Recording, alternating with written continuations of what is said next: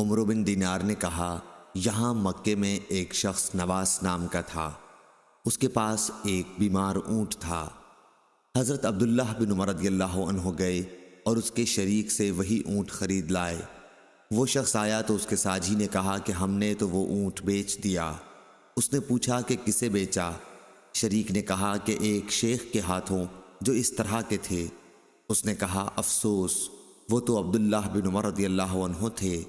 چنانچہ وہ آپ کی خدمت میں حاضر ہوا اور عرض کیا کہ میرے ساتھی نے آپ کو مریض اونٹ بیچ دیا ہے، اور آپ سے اس نے اس کے مرض کی وضاحت بھی نہیں کی۔ عبداللہ بن عمر رضی اللہ عنہ نے فرمایا کہ پھر اسے واپس لے جاؤ۔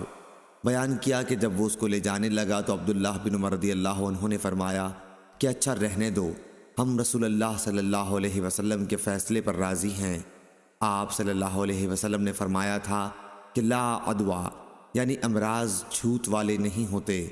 علی بن عبداللہ بدیری نے کہا کہ سفیان نے اس روایت کو عمر سے سنا۔ صحیح بخاری حدیث نمبر 2099۔